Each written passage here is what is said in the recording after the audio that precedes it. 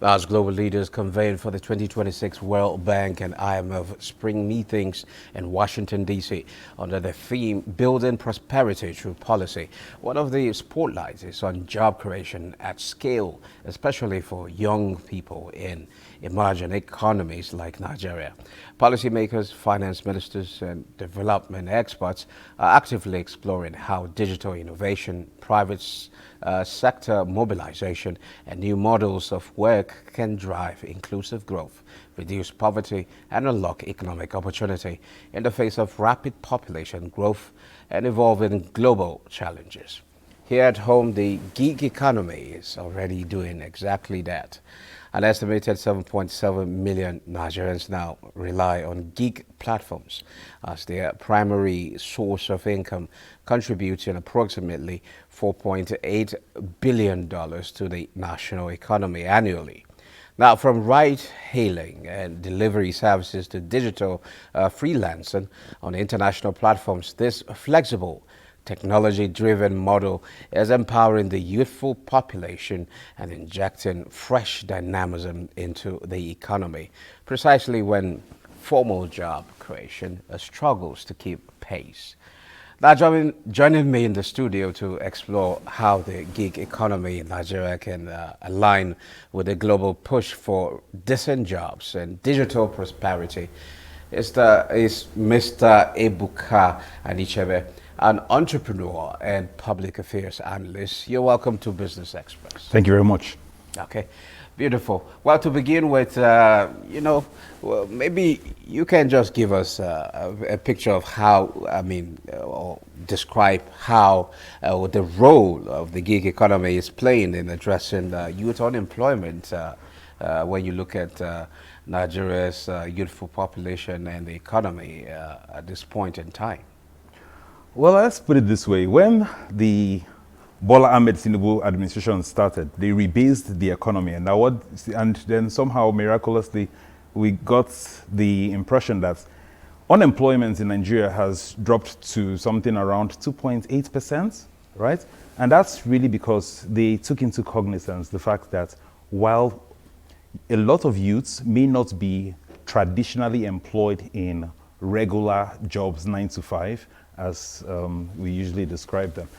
However, they still have a source of income, and that source of income can come from employment that they get online, short-term projects that they execute online. It could also come from them being able to sell online. So a huge part of the gig economy has to do with e-commerce, something that a lot of Nigerian, especially the young ones, are very much involved in. So you will see a situation where girls are selling, every kind of thing from hair products to beauty products and house equipment online.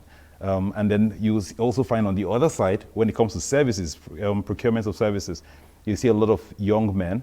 They're not satisfied with just doing one job. They also have to do Uber, they drive Ubers, they drive Bolts, and that somehow they're supplementing their income. So that is, in other words, putting into full cognizance the range of employment opportunities that are available on the table, and it's something I think that should be number one, further enhanced by the government. Why? How can this be?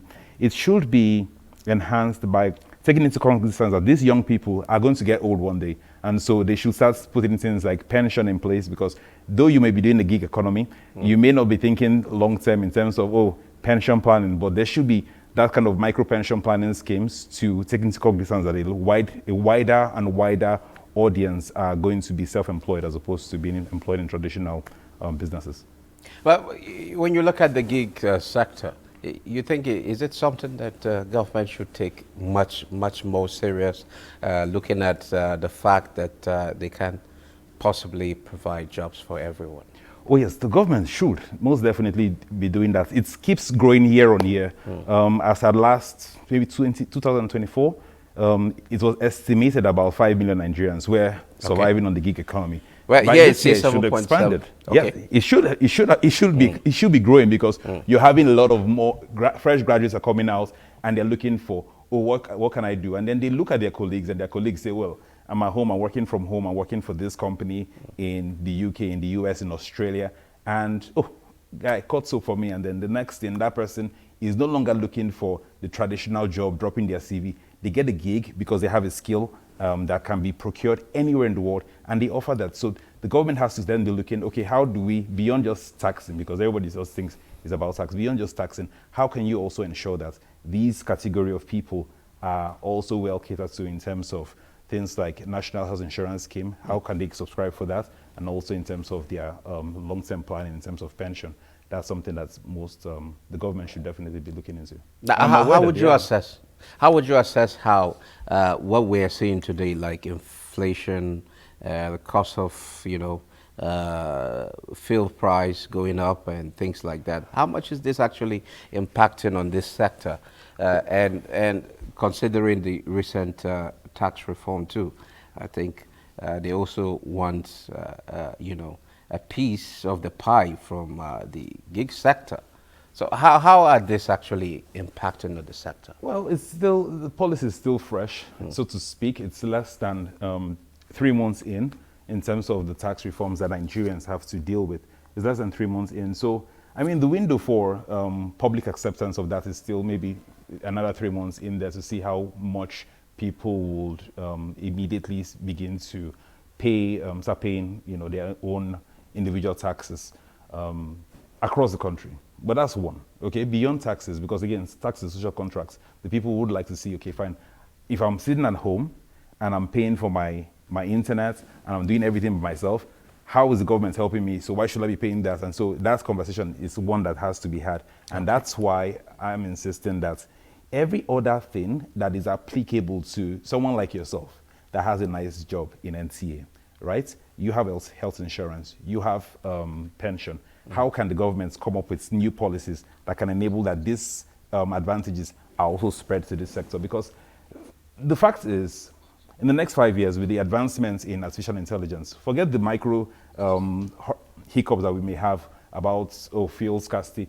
The bigger thing at play here, the black swan event, if I may put it that way, is the fact that artificial intelligence is going to be wiping out a lot of blue-collar jobs, white-collar jobs, right? And so if that be the case, we want to see young people grow in terms of their mastery of other things that cannot easily be replaced, right? So we should start thinking, if the government is going to look into this long-term, they should start thinking much more of technical schools, having a lot more technical schools. I know last year there was the conversation that HND should be the equivalent of BSc.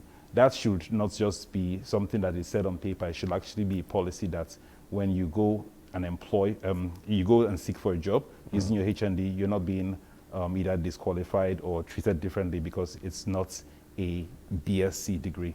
And that's something that we have to look at. Now, 7.7 million Nigerians now rely on gig platforms and contributing as much as $4.8 billion to the national economy. How much bigger can this get? Much bigger, much bigger. Maybe twice as big in the next 3 years. I'll tell you why. Now, if previously I was really good in doing graphic design and I could only be employed, I could work from home for 2 employers. Now with the level of emotional intelligence, rather artificial intelligence tools, platforms and agents, I can replicate myself times 10. Meaning I can get full-time jobs in 3 different places and still get my job done simply because I've become much more versatile and adept with using these tools to replicate my efforts and make my efforts even a lot more easier, simpler to absorb. So this is something that will keep growing. I like to say that Nigerians are quick in adapting. We're quick in adopting new technologies. We're also keeping replicating and copying what our neighbors are doing. So you're going to be expecting a lot of that coming up soon. Okay, so at this point, what should government do to actually enable or provide the right environment for the gig sector to actually thrive? Is a very important sector, and when you look at the different sectors we have, you don't see the presence of maybe a particular ministry or agency, enabling the activities of the gig sector. Well, it has to be much more holistic. If you say can the government do, a couple of things. We have National Microfinance Bank, right? I would like to see a situation where people are more graduates that want to go into the gig economy. Perhaps they need to buy equipment. It could be a camera, it could be ring lights, whatever it is, right?